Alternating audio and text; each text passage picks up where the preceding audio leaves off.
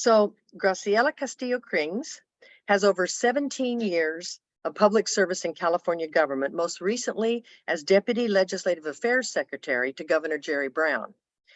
During the time with the Brown administration, she negotiated, directed, briefed, and advised the governor on over 800 bills and oversaw the regulatory implementation of the legislation he chose to sign, including decriminalization of medicinal and adult use cannabis, streamlining of forestry and landscape management practices to prevent future wildfires, and reforms catalyzing the development and construction of affordable and market rate housing, something we've all been interested in as well. Graciela's career in Sacramento began as a Jess Unruh Fellow and then legislative aide to San Fernando Valley Assembly member Lloyd Levine. She went on to serve as legislative director for an assembly member from San Mateo, now Senator Jerry Hill, before joining the Brown administration, initially as deputy director of legislative affairs for CalRecycle. She holds a bachelor's degree of arts from the University of Southern California, is a graduate of Hispanis Organized for Political Equality's Leadership Institute, and is fluent in Spanish. She currently serves as the chair of the Sacramento Community Police Review Commission. Welcome, Graciela. Keyan Bliss is a community organizer and advocate who's been engaged in grassroots organizing and advocacy work for over a decade. He is engaged from Occupy Wall Street to the Black Lives Matter movements and worked across a range of issues from participatory democracy to racial justice. In Sacramento, he actively volunteers with several community groups working on issues of decarceration in Sacramento County's jail system, participatory budgeting in city and county processes, police accountability, and crisis response alternatives rooted in community values and interests. Nationally, he serves on the board of directors for Move to Amend, a national grassroots coalition seeking to pass the We the People Amendment, a U.S. constitutional amendment that would unequivocally state that inalienable rights belong to human beings only, and that money is not a form of protected free speech under the First Amendment. Hear, hear. He holds a Bachelor of Arts degree in political science from Indiana University. He has participated in and presented workshops at conferences from the 2015 U.S. Social Forum to South by Southwest. He's spoken with university classrooms from UC Davis to Johns Hopkins University. He currently serves as vice chair for the Sacramento Community Police Review Commission, living in District 4. So welcome to you too, Keyan, and thanks for being here. Two very impressive resumes. As I had said to you two when we talked this weekend, we've been following this since Stephen Clark was murdered, and then later George Floyd, and particularly with review to police reform measures. We've had the commission chair previously, two of the chairs have addressed us, and you, Graciela, are the third. And so we have a line here of interest in your work and what you're doing. We're delighted to have you. And I understand today they're going to be talking about their work plan for 2023, which involves both policy to be set by the city with regard to MEU, which is military equipment usage that's purchased by the city. And then they're also focusing on community involvement and participation so that community is more involved in what's happening at the police commission and vice versa, so that we're all stronger in recommending, I would say, reforms moving forward. So with that, let me welcome you and let me turn it over to you, Graciela. Thank you so much, Mimi, for having both Keyan and myself join. And it's really exciting to know that this group has been involved with the commission for so many years. And we are really excited, especially coming out of COVID, really trying to kind of hone in on additional community participation. So really welcome any feedback and ideas that you have. We're trying to do a better job about outreaching folks to ensure that the commission really is elevating all of the comments and voices that we hear. Because at the end of the day, that's the mandate that the commission has, to ensure that we are elevating community voices, to make sure that we are looking at the policies that are being implemented by the police department, and make sure that we are providing recommendations to the city council. As many of you know, the commission does not actually have any authority to make any changes. All we can do is recommend to the city council. Now, that has been part of one of the things that we're working on and trying to clarify. So just give you a little bit of background as to kind of where things are at the moment. I think many of you, given that you've been following the commission, are aware that there has been a lot of frustration because there has really been a lack of process when it comes to when the commission does work and has recommendations, the next step for the city council to take. And that has really created a lot of tension, both with PD and the city council as to kind of questioning why the commission exists. I think this year the mayor really stepped up and has been trying to kind of make us a more functional commission, make sure that we are collaborating more closely with PD to ensure that we actually kind of get this unstuck. So that's kind of the work plan where it kind of started and the work that we are trying to do. And where we are right now, the work plan is an attempt to basically prioritize work that the commission is going to do for 2023, make sure that we are communicating directly to the city council and to PD to ensure that there's agreement. If we're going to basically work on two issues, ensure that PD is going to basically then give us the information that we're asking for and not create delays. So that's really kind of the way that Keyan and I are seeing the work plan as just a way of us making it very clear what the priorities are going to be and what we're going to focus on. So the two issues that we are working on this year, for the first half of the year, we are really prioritizing on what's called the MEU policy. And as Mimi said, it's understanding, creating more accountability and transparency when it comes to certain expenditures done by PD. And this really stems from a piece of legislation that was passed in 2019. It's AB 481 by Assemblymember Chu, who is now the city attorney in San Francisco. But at the time, one of the concerns that, as we all saw, there was a lot of unrest over many of the killings that happened, especially of Black people. And realizing that a lot of police departments were basically militarized. You saw them with a lot of very heavy equipment and really kind of undermining that guardian mentality that I think there has been a push forward and moving forward. And it became clear that there was not a lot of transparency as to when those purchases were done, how much a lot of the equipment cost, and why the police department was purchasing them. So 481 was an attempt to kind of really create a little more accountability, and it requires that the elected body basically annually approve the policy. And if the policy is not approved, that this is the policy that governs when and how police department purchases equipment.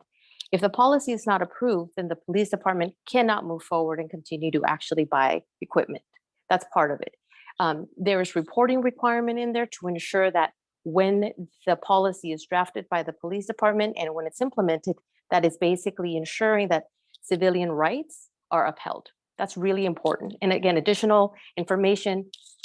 So as many of you know, especially with some of the involvement with the use of force, a lot of the work that the commission is trying to do is ensure that the policy that is being crafted by PD is actually adhering to state law and adhering to the intent of that state law. So that's kind of what we're working on. Last year, the process was a little rushed because PD was saying that, again, state law made it clear that if there was not a policy that was approved by city council, PD could not move forward and actually use any of the equipment or purchase any additional equipment. So that's one of the reasons it was rushed through. One of the problems was state law requires that before adoption of this actual policy, that the community has to be involved. And unfortunately, the community process that was set forth by PD did not go well for anybody. The community was very frustrated by it. The police, the officers that participated in the forums were very frustrated. No one walked away thinking it was a good process.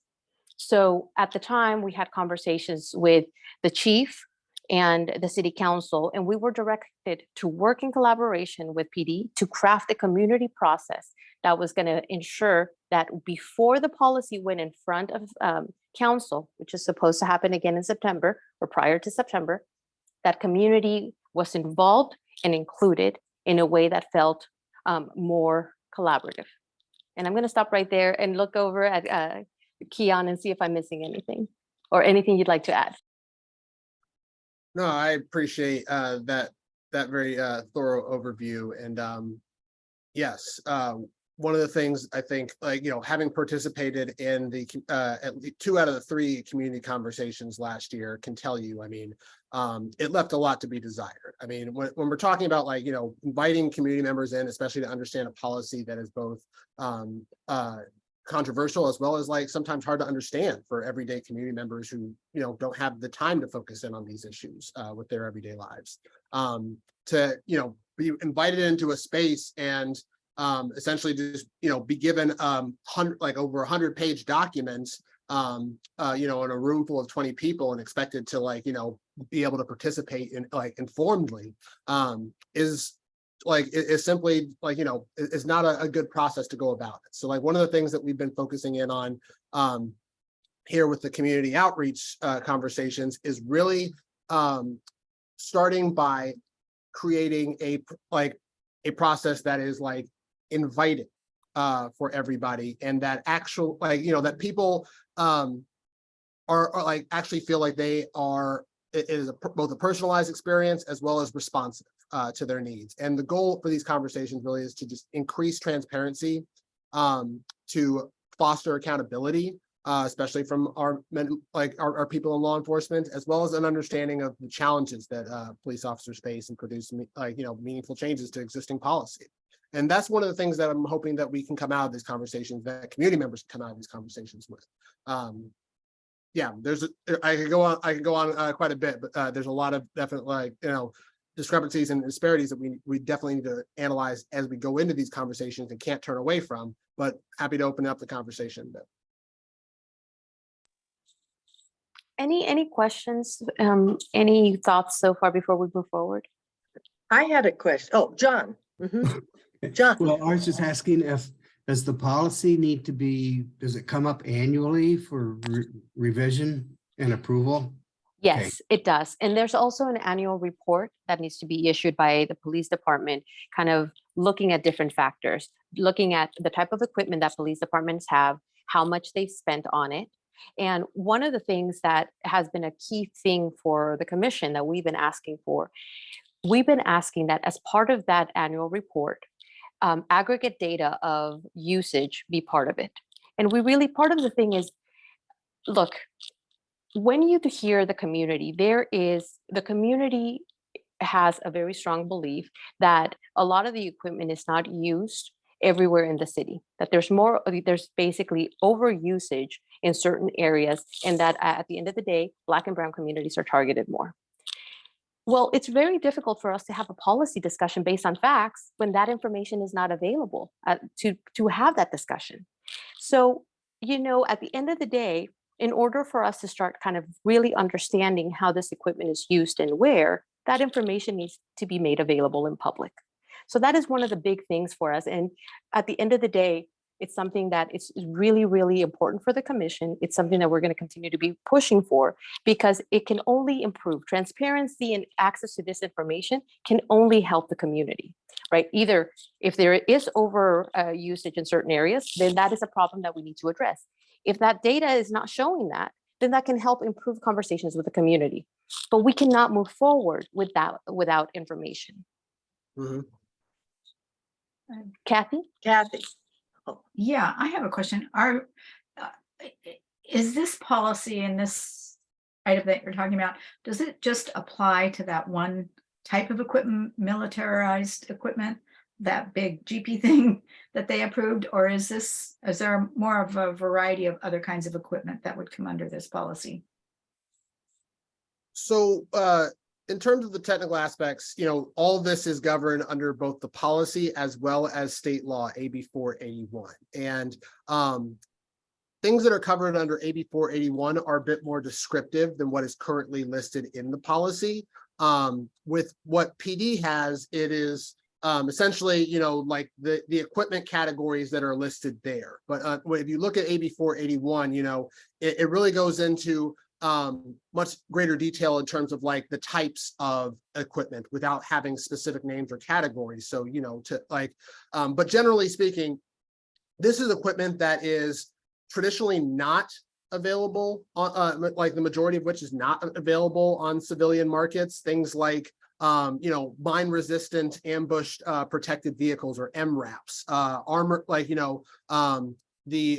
the Rook, as was previously talked about, firearms, that like the special firearms that have 50 caliber or greater assault weapon classes, and like 40 millimeter projectile launchers, grenade launchers that are currently within those things, and also, of course, chemical weapons and other kinetic impactor weapons, like rubber bullets and beanbag rounds. These are things that they list out within their policy very clearly, and AB 481 gets a bit more descriptive. One of the things too that it's also supposed to include in there is it's supposed to provide a clear, essentially like designating, like what legally enforceable sanctions are put in place when the policy is ultimately violated. And that's one of the recommendations that we made as well, alongside, the need to designate independent oversight authority to agencies or bodies outside of the police department, which is required under AB 481's general code. But among those recommendations, we were also asking, it also needs to have specific limits on where it can and cannot be used. Kathleen. Thank you. Yeah, for that additional detail. And I guess when I was listening to Graciela discuss the improvements to the process and the transparency, I kept on thinking to myself, like, how did this idea even get started that our local government, police forces would start to absorb this like excess military equipment? And I totally get what you're saying about like needing to make and Keyan make the process more inviting to people. But it almost feels like we lost the like there's a bigger question about like, why is this stuff even here and why are we even talking about this? And I just wondered, like, how can we help address that question? And is now this annual policy review process a way to do that? Kathleen, you hit the nail on the head. And I have to tell you, this has been something that I've been doing through the commission, is honestly helping myself by educating myself about some of the historical context here. And one of the things that I was surprised, so why 481 happened? Let me kind of step back even further. It really stemmed from the military having excess equipment, and then they started selling it very cheaply to local police departments. That's how it started. And then in the Obama administration actually had a task force that started to look at kind of the use of this equipment and trying to understand it better. And one of the things that they found out was a lot of police departments lacked transparency, did not really have a process. It was just the equipment was available and people purchased. And especially because it was really cheap and affordable for them, and federal money came along with that. One of the things that, as through this process, Keyan and I were having this conversation, and he asked me a question that made me pause. And originally I was thinking about the Rook and the conversation that was happening, and police saying, there's federal money that we're going to leave on the table. We need to make sure that we're using it, that we have it. And Keyan and I had some good discussions back and forth. And I realized I was asking myself the wrong question. The question I should have been asking is not, should we be purchasing it? The question is, why is it that we need it? And I think one of the attempts through this process and engaging community is for us to have this conversation about, wait a minute, are we asking the right question? And at the end of the day, I think for both Keyan and I, we want police to be safe. We want them to make sure that they have the equipment they need. But sometimes we also need to ask ourselves, do they actually need this equipment? And at the end of the day, what we're trying to do is open the space up so we can have this conversation. And I think that's at the heart of 481, to really ensure that we're having these really thoughtful conversations and not just having it be business as usual, to really help us understand and question whether the decisions that are being made are the best decisions for the community. Is that the best way of spending dollars? One of the things that we were able to figure out is the federal grant that was on the table. One of the other uses was also to do additional community engagement. So it wasn't just for purchasing of the equipment itself. It could have been to actually do other community outreach programs. So Yeah. I think for us, it's really important to really have those conversations and to question, is this the best use of the dollars? Right. Mhm. Yeah. Yep. Yeah. Thank you. Thank you. I had wondered, you had said that AB 481. 481, I think you said it was enacted in 2018. No, it was actually signed into law in 2021. I apologize. I said Oh, 2019. okay. Because 2021. I was just going to ask, why did it take so long for this to kind of become an issue? But that makes better sense. So, other Mhm. questions? All right, then why don't you continue? Great. So one of the things that we are going to be doing, unfortunately, we had to cancel our Monday meeting. And part of the thing, there were a couple of people that had personal circumstances and emergencies that they were not going to be able to be physically present in chambers. They could participate remotely.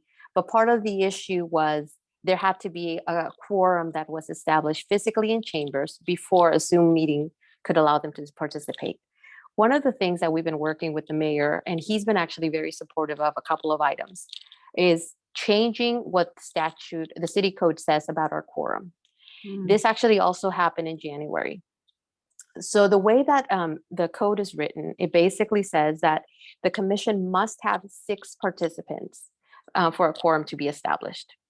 The problem that has happened is a lot of the times there's vacancies. Their appointments have not happened. And the number of appointments matter, but it doesn't matter in terms of quorum. We've been asking for that it be the majority of people appointed to be present. Oh, yeah. Because if there's vacancies, that's completely outside of the control of the commission. And so that has impacted our ability to meet. Unfortunately, this month was another instance. So we really are telling the mayor and city council that it is really critical for us to change this in order to allow participation to occur.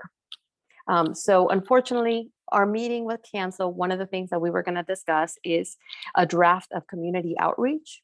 And even if we didn't have the meeting, I'm still going to send that out to you because I think it's really important for us to continue to move forward. We are asking for a special meeting to basically replace the one that happened. So we're going to go ahead and try to do that. But one of the things that we would love to do is get your feedback on, is this the right, what we have envisioned, what we're trying to do right now. We had a really good conversation with PD. What we are trying to do is have 3 community meetings, one in North, South, and Oak Park. The other thing, we are trying to make sure that we're going to have a facilitator to make the conversation go a little easier. We are also trying to ensure that there's going to be a presentation on policy so that community can understand what it is that is happening and why, and really just begin a conversation. So I think it would be really helpful for us, one, to help us spread the word that when we have the dates for these events that this is happening, and just to make sure that if there are other best practices that you think we should be employing, please let us know. I think that's how we are the strongest, by actually tapping into the resources of the community. We have I think I mentioned this during our conversation. We have a pretty robust neighborhood newspaper, and possibly we could help spread the word that way. And we've also worked to better connect with Oak Park Neighborhood Association, and we share interests in various issues that come up, and perhaps this could be one of them that we would be communicating about. That would be great. Mhm. So that is part 1 of the work plan. The second part of the work plan, so ideally we would like to try to wrap this up, in the next couple of months. But the next part of the work is improving community service, as I like to call it, with police department. There has been, the Office of Public Safety and Accountability, OPSA, which the commission had been under, they actually are responsible for the publication of a report that really kind of looks at the number of complaints that are being filed against police officers, how many of those are substantiated, kind of if there's actually any type of enforcement that needs to happen. But one of the things that has been eye-opening has been the number of complaints that are basically that are under discourtesy or disrespectful conduct of the police department. And that's a problem, right? At the end of the day, I think if we really are talking about improving trust within the community, how we treat each other really, really is important and matters. And so I know that this is something that the chief is actually really interested in trying to figure out how to change those numbers so that people that have an interaction with the community don't feel disrespected, don't feel like they are just not being treated fairly. So that is another big part that we are going to be taking on later this year. Keyan, anything else that you want to add? Yeah, really just to emphasize how, you know, that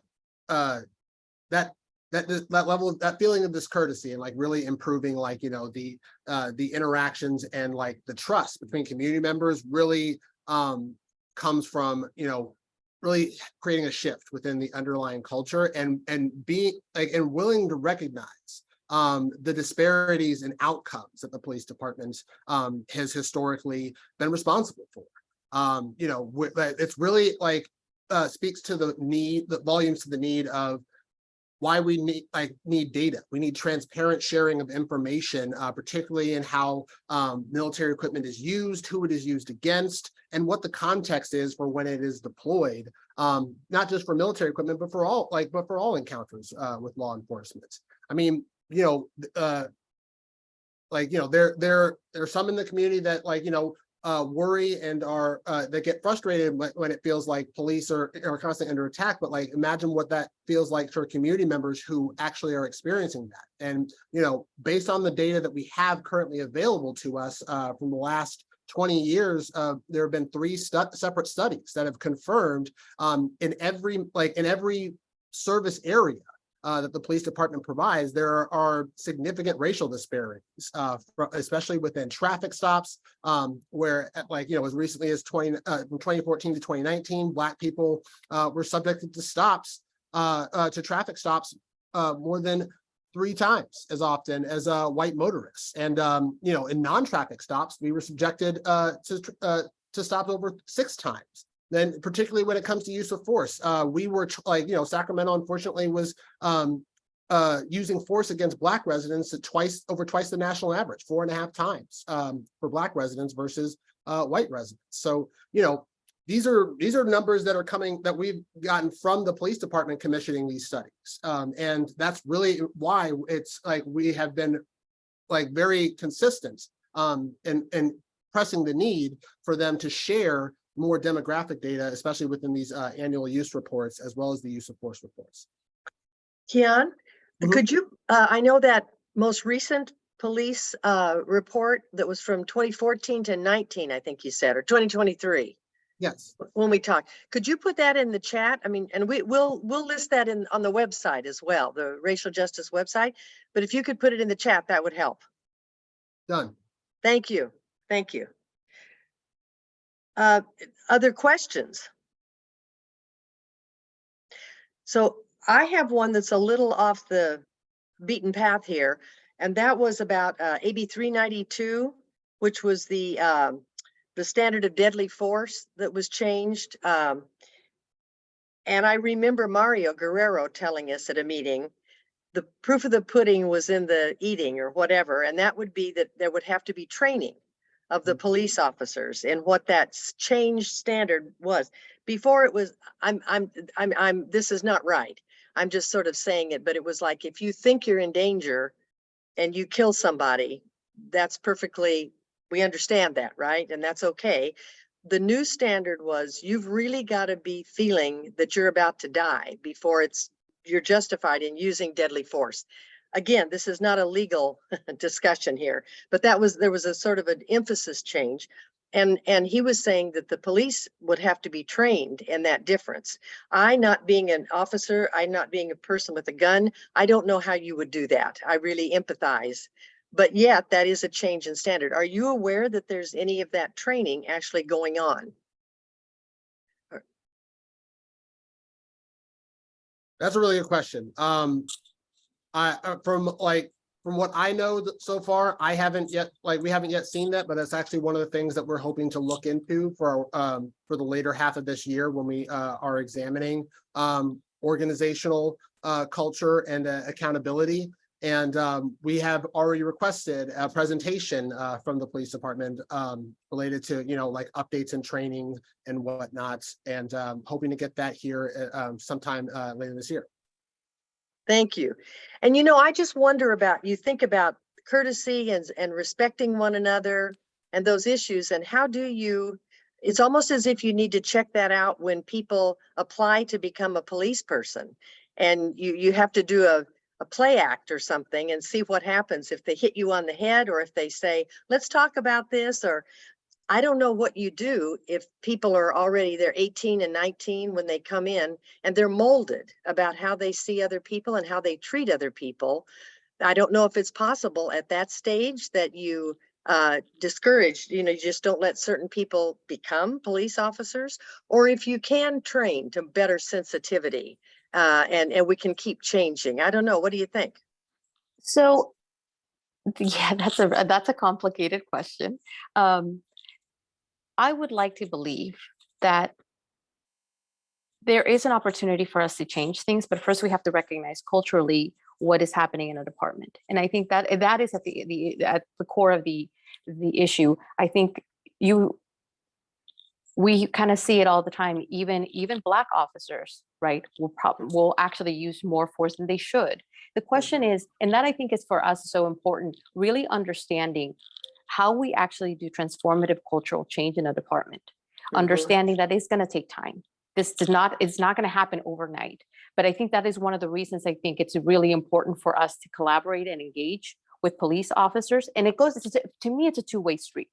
If the community starts having more positive interactions with police department, if they're showing up, at community events, and it becomes a much more guardian mentality, that is going to start transforming relationships, right? But until we kind of change this us versus them mentality, we're not going to get anywhere. And that is at the end of the day why I think the MEU policy is so important. I will be terrified if I see a tank or something that looks like a tank coming down my street.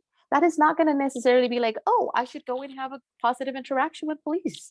One of the things that I remember as a kid, how police officers used to come in when I was in elementary school. And I, at the time, had a more positive kind of reaction to police department, but that changes over time with experiences.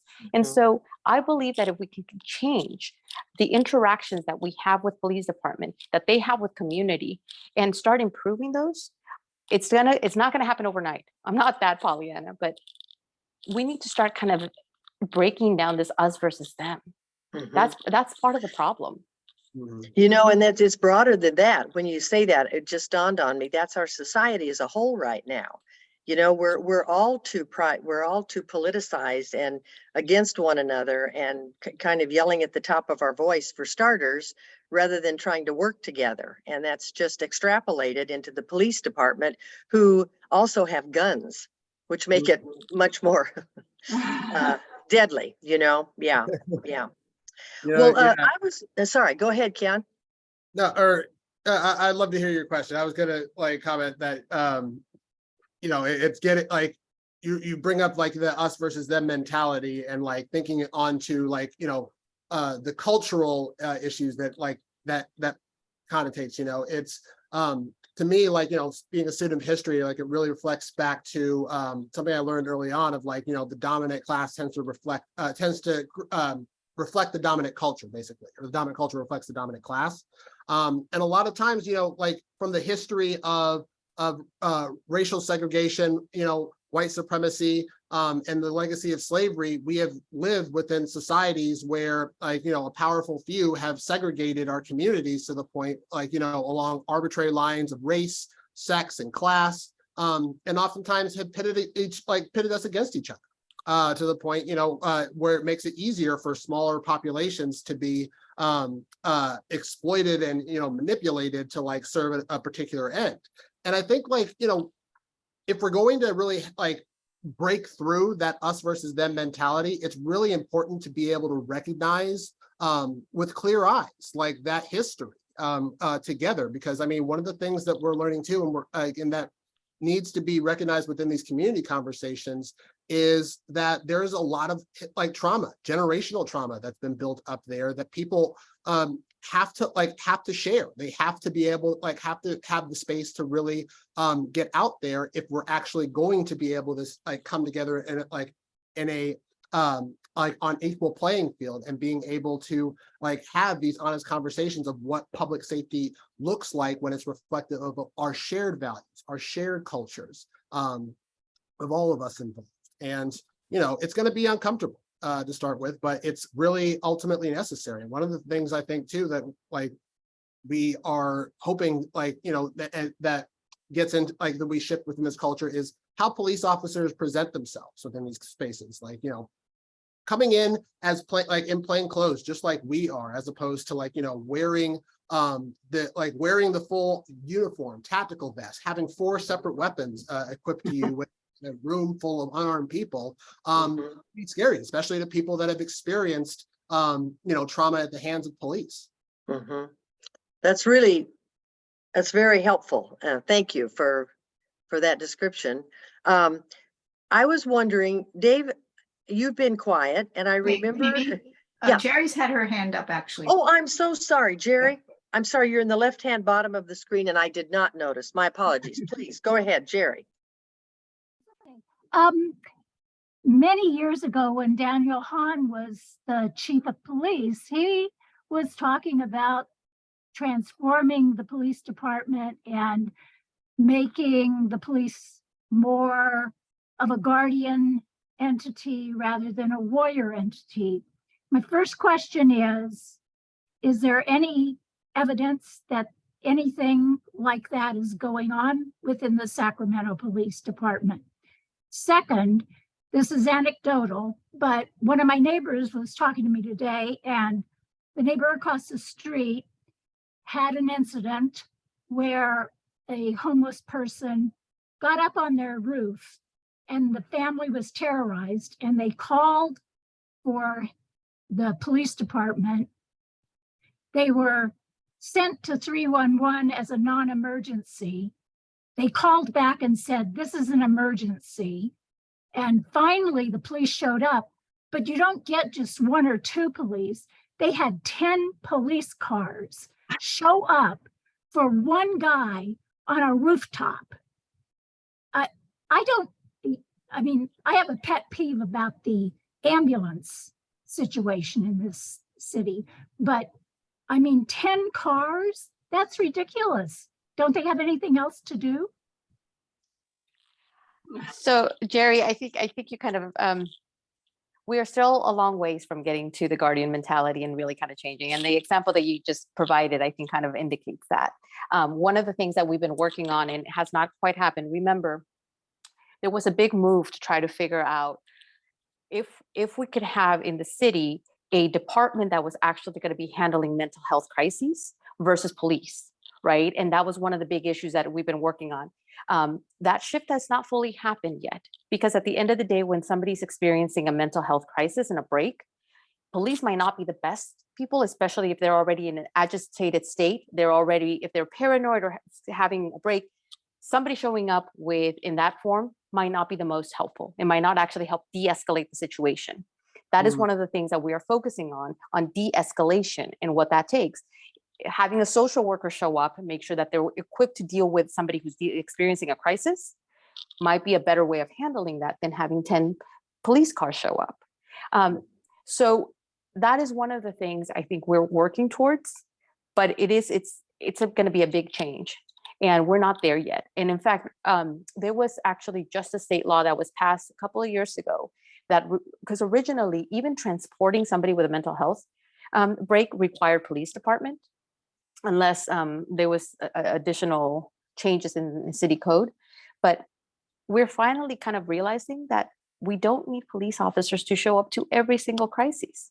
That might not be the best thing for the community or for that person. The question is, how do we get there? And unfortunately, we're not far along yet, but that is something that I know that we are working on. The commission is something that we've discussed in the past, but to be honest, it's going to take additional community input. The commission has a voice, but we are only as strong as the community is willing to help and participate. Thank you. Kathleen? Yeah, I've experienced that and seen that issue as well, Jerry, you know, where like there's one, you know, unhoused neighbor, and then, you know, a police officer shows up, and then before you know it, there's like police and fire and ambulance and like a huge, you know, overloaded response. And it's really disturbing. And I guess I just wanted to say that, and apologies if this seems slightly off topic, but something you said earlier about how I think Keyan said about the mayor stepping up in at least one case. I feel like this really does require different leadership at the top. You know, it's just the institutional barriers to change are so enormous that it's like the system needs to be shaken up from all directions. And I just want to say to my neighbors, I hope that you all will consider the mayoral candidacy of Flojan Kofer. I don't know if many folks know about Flojan at the moment. She's an epidemiologist. She's a brilliant woman. And I think, I've observed her in different roles professionally, and also listened to her podcasts and seen the work she's done in the community. I feel like she has such good skill at being able to help people understand the possibilities for a community that are not stuck in these old ways that we've been doing things, and really like imagine a different future that can address these injustices. And you know, and she's also just incredibly relatable. I mean, she's a big Star Trek fan, and she's a Kings fan, and like, I don't know, like it just seems like she has a really ability to reach a lot of different people. And I think she might be considered an outlier kind of possibility, but I really hope that my neighbors will consider her and help get her elected. Thank you. Thank you, Kathleen. Thank you for that stump speech. Exactly. I don't know I'm her sure we'll- personally very well. I mean, I've met her, but I'm so impressed. And I think she'd be a very healing force for this city. I'm sure we'll be reading more about her. So thank you for the heads up there. Appreciate it. So I'm thinking we're getting, it's 12:45. Dave, I was gonna thank you. I remember that we initially talked about the Rook. Do you remember? And Katie Maple was being everybody was PO'd at her. And you had said, I think we need to be more circumspect about this at the moment. Do you remember that discussion? Yes, I do. Anyway, And I I have a thought, question. Yeah, I thought you would probably have something to say after, well, you know. I had a follow-up question from what was said before, back to the city council decision to purchase the Rook, and I wondered if you know, that money could have been used for other things. Did anybody come forward with proposals? Did anybody on the city council or anyone else propose other ideas for that money to go toward to the city council? David, that's a really good question you asked, and that was something that the commission and other members of the public were asking as well. And the sad reality is that at the time, there were no alternative proposals. In fact, from the police department's perspective and the city manager's perspective, it was being framed as though this, like, if the city didn't spend this grant money, they would lose it and wouldn't be able to spend it on anything else, which actually, by looking into it, that was simply not the case. And like, you know, going back to the nature of AB 481 too, like, you know, one of the requirements, there are 4 minimum requirements that all have to be met before any purchase or policy for military equipment use is approved by the council. And those are that military equipment is necessary because there is no reasonable alternative that can achieve the same objective of officer and civilian safety. That 2, the proposed military equipment use policy will safeguard the public's welfare, safety, civil rights, and civil liberties. That includes its equipment. if purchasing the equipment is reasonably cost effective compared to available alternatives that can achieve the same objective of officer and civilian safety, and that prior military equipment use complied with the military equipment use policy that was in effect at the time, or if prior uses did not comply with the accompanying policy, corrective action was taken to remedy those non-conforming uses. So if you look at the first and second requirements, the purchase of the Rook at the time really would, the police department had said that they had needed to deploy the Rook by their count 13 times between 2019 and the present year. And when we got deeper into that, we actually found that several times when it was called, the situation resolved itself without the Rook even being needed in that instance. So it was actually about 9 to 10 times that it was actually needed and used in those situations. But going to the cost effectiveness piece to it, as Graciela had mentioned earlier, there were other uses that the grant could have actually been used for if we looked at the website where the grant was originally posted, that didn't have involve equipment being, didn't involve purchasing equipment. In fact, if the purchase wasn't made right then, the money wouldn't have actually just gone away. It actually would have gone to a regional oversight body that would have been able to use that money for other purposes, such as the ones that Graciela alluded to. But also another thing that we learned just a few weeks later was that rather than spending $500,000 on a single armored vehicle, the department could have actually used those funds to rearm, to upgrade the body armor of all the police department, of all police officers, to use rifle resistant body armor, which was also apparently added to all of their police vehicles as well since 2018. And that actually presents not just a cost-effective alternative, but also a reasonable alternative that could have been suggested during the Rook conversation, but wasn't brought up. So by that, by that measurement, those two requirements were not met within that. And that was a significant concern that community members came to us about, and that our council members even noticed. Yeah, was this, was the information out there?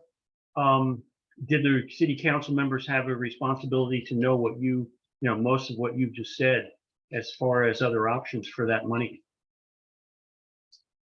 I mean, in terms of the option, of the information being out there, it wasn't publicly available until the staff report from my perspective. But a lot of times council members also look to us when it comes to that. And if we're not being given the access to the information, to really assess that, and one of the directions that council has given before to the police department is to actually, share its proposals and policy changes with the commission to provide review. That's been one of our recommendations for many years now, but it simply didn't happen in that instance. But I want to, Graciela, feel free to jump in if I'm missing anything.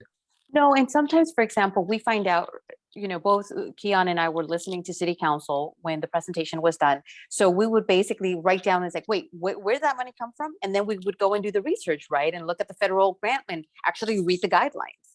And so that, I think sometimes when issues do come up that are really important, there's not a lot of time for city council to really kind of go and understand, okay, what pot of funding is this coming from? What federal grant? What are the guidelines? And so that is some of the work that we were doing, but it happened after the fact. And so we're hoping that the information we have now can then better inform us as we're engaging in this MEU process.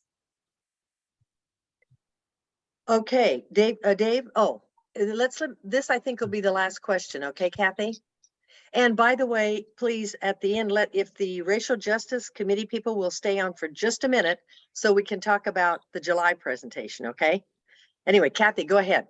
Yeah, this is just a wrap-up question. So I'm the note taker for this meeting, and you introduced by saying there were 2 things that you're currently looking at as the advisory commission, and I just need a big bold title for each of those. So number 1, I have the MAU. Is it more accountability and credibility?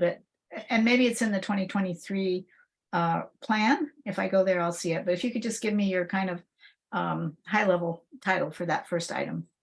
I believe we actually called it accountability. And I will make sure that we send Mimi kind of the actual work plan, so you can Okay. have that in front of you, and you can see what we're going to be working on. Okay. And then number 2, improving community service with PD is what I have, but I don't know if that's. That's actually right. That's the accountability portion of it. That's going to be the work that we're going to do, and obviously from there, that's the umbrella term. And there's going to be a Okay. lot of different things. Okay, thank you. So Graciela and Keyan, we want to thank you most sincerely for your time and your energy here and what you're doing. I think I've learned a lot really about, it got us closer to the heartbeat of what's really going on between the city council and the police and the commission. And that's really useful to know. And I know we really support these outreach efforts that you're doing. And if we can be of help, you know, we would be happy to be of help, and we can stay in touch. Do you want to summarize or to close it, Graciela, or we sort of did, I guess? Yeah, no, again, thank you so much. Thank you for being so patient and giving us an opportunity to come and speak with you. I hope that this is only one of additional conversations that we'll have with this group. And to me, it really takes all of us to kind of ensure that we're holding our local government accountable. So really Yes. appreciate the time. Yes, you were well worth the wait, both of you. Thank you. Now, Thank you all. if you two want to stay and help us plan our next get together, you're welcome. But if you would like to go have lunch or maybe have an important meeting, you're welcome to do that too. Thank you so much for all the work. Thank Bye, you. everyone. Bye-bye to Thanks. both of you. Take care.